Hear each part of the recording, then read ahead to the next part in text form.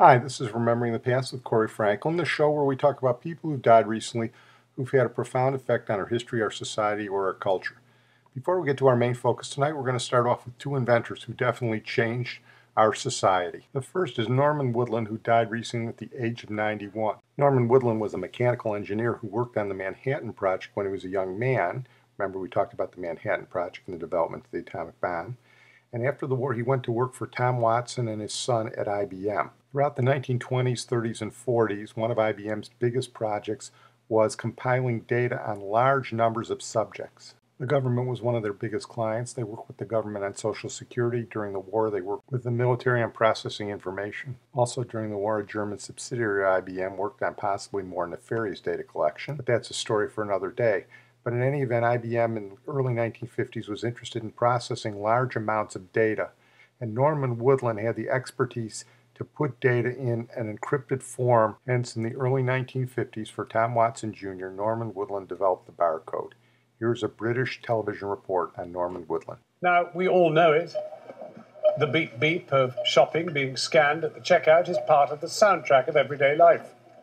Today, the man who made this possible by inventing the barcode has died. Norman Woodland came up with the idea in a flash of inspiration in the 1950s, but it was fully 20 years before technology caught up and it could be used commercially. And when it did, it was this, a packet of chewing gum which in Ohio in 1974 became the first product ever scanned and sold. Norman Woodland's idea started life as a circle before being refined into the rectangle we all recognize. It was launched into America's shops in the late 1970s. While 15 years later, it still baffled George Bush Sr. For everyone else, it is a part of modern life. 5 billion items are scanned every day. But the symbol has also permeated popular culture and is an inspiration for artists and designers. So we have Norman Woodland to thank for the barcode, an amalgam of data processing, electronic information, and now popular art. Our second inventor is Dr. William House, who died recently at the age of 89. Dr. House was an otolaryngologist and a dentist who was also an inventor, and he tinkered for a long time before he figured out a device that would turn sound waves into mechanical vibrations. The mechanical vibrations would stimulate the tiny hairs in the cochlea, which transmitted nerve impulses to the brain, which interpreted them as sound. So Dr. House was essentially responsible for the first cochlear implants. Once one of his cochlear implants was implanted into the ear, it marked the first time that a man-made device took over the function of a human sense organ. Here is his son, who worked in the company that he developed, discussing the cochlear implant that Dr. House invented. His hair cells, his cochlea, the transducer that goes between sound and nerve impulses, was completely destroyed. So no matter how much sound came in, there were no nerve impulses. He also was totally deaf. So this device replaces that system. It's not an amplification device. It doesn't make sound louder, because for the totally deaf, it makes no difference how loud the sound is. This actually produces nerve impulses, if you will. The device is especially useful for children who've lost their hearing as a result of a complication of meningitis. At the end of his life, shortly before he died, Dr. House discussed this aspect of the cochlear implant with some of his friends. It does revolutionize their lives because they can communicate with ease and learn to read. And that's been the great thing. We have a lot of implant patients now who graduate from college, and they go to regular schools, and in the early years they usually have some additional help in the classroom, and most of them then go on and go through college without a lot of extra help. Because of his work, Dr. House was extremely interested in the hearing of the young, and so he did some studies on prenatal hearing and hearing early in life. Here he talks about that. During pregnancy, the last 4 months of pregnancy, the infant or the fetus hears in utero, in the womb. And when they hear, they kick and move. How many of you have had children that have had that? They always have. Well, that reflex is present for a long time, about a year after birth. If the child hears a loud sound, they kick and move and are briefly awakened. So we developed a method of measuring mother's voice with a sound level meter, and when she speaks at conversational level, if they can't move and hear it, then they don't move, and so we know they're deaf. So we can get a pretty good idea through that reflex. That was Dr. William House, the inventor of the cochlear implant, and again, like so many of our inventors, he did not patent his invention. As my father used to say, the doctors in those days didn't always patent their inventions. They weren't always out to make the most amount of money they could. They were there so that other researchers could develop their ideas even further. Lest you think that Dr. House was simply a young person doctor or an old person doctor, he was also the otolaryngologist who treated Neil Armstrong for Meniere's disease, which is a sort of a dizziness of the inner ear. A couple of the astronauts, including Alan Shepard and Buzz Aldrin, suffered from Meniere's disease during some of their flights, kept them from flying for a while, and for a while it looked like Neil Armstrong might not be the first man on the moon. But Dr. House successfully treated him, so he plays a small part in the first moon landing also. We're going to leave the inventors briefly and go to a musician, the drummer Ed Cassidy, who died recently at the age of 89. Ed Cassidy was a jazz drummer in Southern California in the 50s. He was part of that whole scene with Dave Brubeck, Thelonious Monk, Jerry Mulligan, all those West Coast cats. But as we've talked about before, in the mid-60s, jazz was dying, especially out on the West Coast, and rock and roll was moving in. While this was happening, Ed Cassidy met and married a woman who had a 13-year-old son who became his stepson. That boy's name was Randy Wolf. Randy and his buddies had put together a garage band, not unusual in California in the mid-60s. Check out Sean Bonnewell's podcast for the Music Machine. Ed Cassidy started jamming with them as their drummer. At some point they met Jimi Hendrix.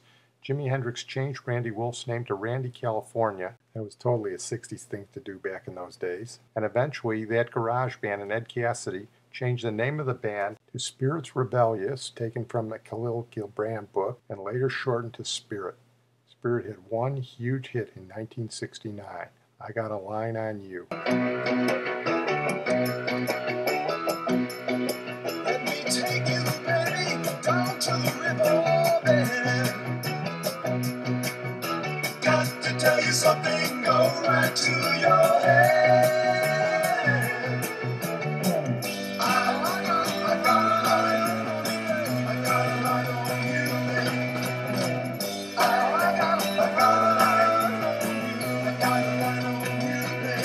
Spirit never had a lot of commercial success after that, but they put out a couple of albums that were critically well received.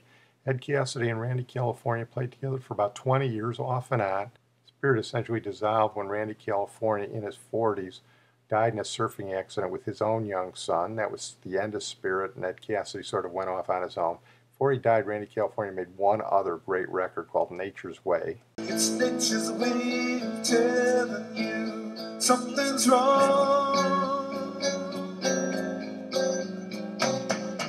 It's nature's way of telling you in a song. It's nature's way of receiving you.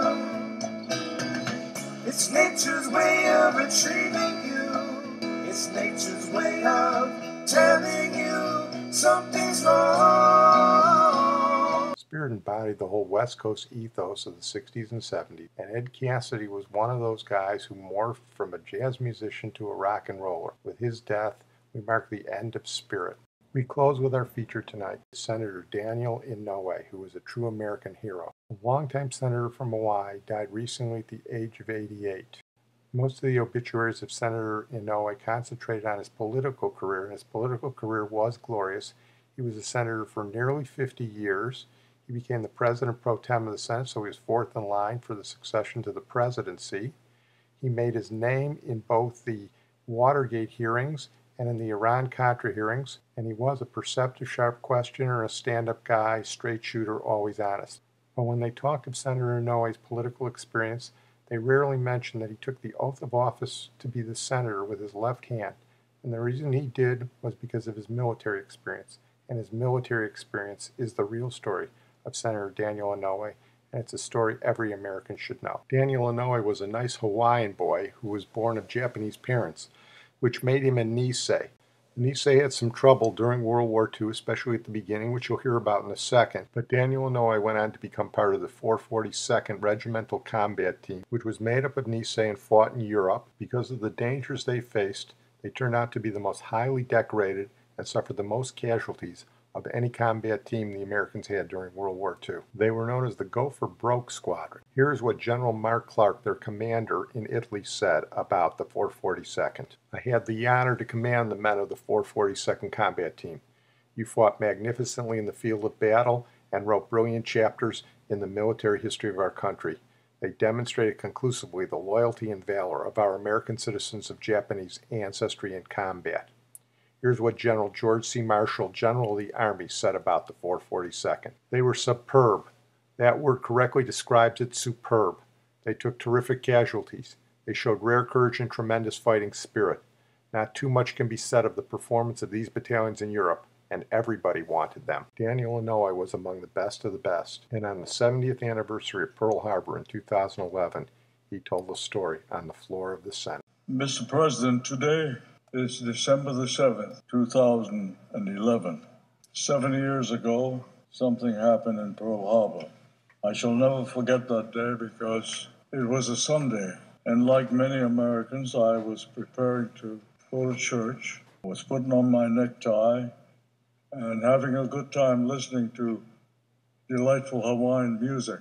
Suddenly, at about this time, 7:55, the disc jockey in charge of that program began screaming, yelling into the mic.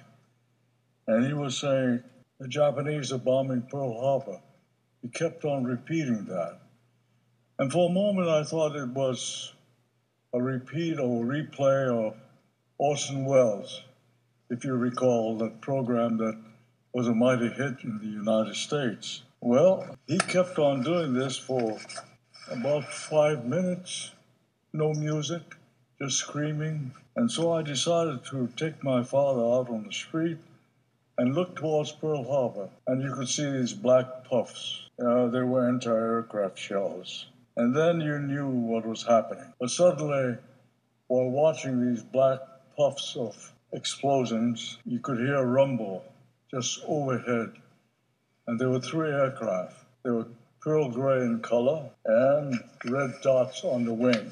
I knew what was happening, and I thought the world had just come to an end. Just about 2,400 American sailors and soldiers and non-combatants died that morning. I was a young man of 17 at that time, but I was also a volunteer medical aid man. And we had a little aid station, temporary one, set up at the elementary school called Lunalilo. And so I rushed there to respond to the call of duty. And I stayed there for about a week, taking care of the wounded and the dead, because we also maintained a morgue in our school premise. I became familiar with the cost of war, not the full cost, but I knew what was happening. That war was much more than just blood and guts. Mr. President, we have an extraordinary constitution. We have an extraordinary set of laws. But throughout the history of mankind, not just the history of the United States, but the history of mankind, war has always provided some justification to leaders to set aside these laws. For example, on just about Christmas Eve of 1941, about 3 weeks after December the 7th, the United States government made a decision, and that decision was to provide a new designation for Japanese residing in the United States, citizens and non-citizens like my father. And the designation was 4C. Mr. President, as you know, 1A means you're physically fit, mentally alert, and you can put on a uniform.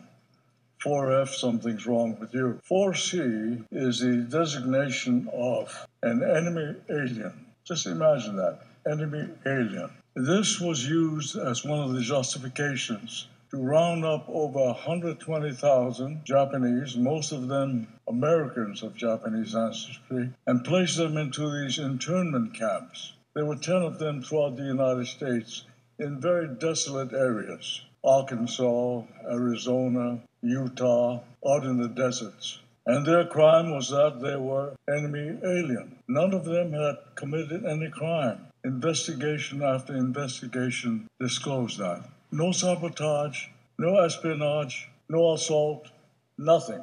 But they were rounded up and placed into these camps, which were described by our government as concentration camps. Yes, it was unconstitutional, but our leaders felt that the war was a justification to set aside the Constitution and set aside the laws.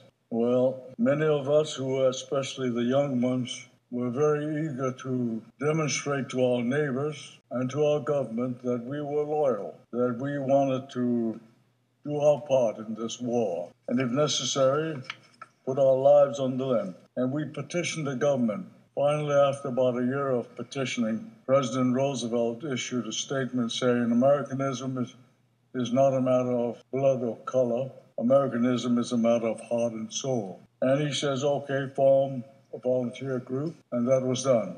We trained in Mississippi, and we did our best. The 100th Battalion, the 442nd Regimental Combat Team, were assigned to do our battles in Europe. We fought in Italy and France. We started off the war with about 6,000 men. At the end, over 12,000 had gone through the ranks. So you can imagine the casualty rates. We had about 10,000 Purple Hearts for all the wounds that they received. And we were told that these two units became the most decorated in the history of the United States. Yes, the bombing of Pearl Harbor 70 years ago began a period of my life when I became an adult, and I hope that a good American. It is something that I will never forget. It changed my life forever. Something of interest at this moment. 20 years ago, when we decided to make it a national event, the 50th anniversary of the bombing of Pearl Harbor. On that morning, the President was there, the Secretaries of Defense, the Secretary of the Interior Department, State Department, all of the important people of the United States were in attendance. And in preparation of this, we took a poll about 6 months before December the 7th. And the poll was among high school seniors, well-educated young boys and girls. And the question was a very simple one. What is the significance of December 7th, 1941? Mr. President, I'm sad to report to you that less than half could respond. Most of them thought it was a birthday of some president or some historic date of some nature, but they couldn't recall what it was.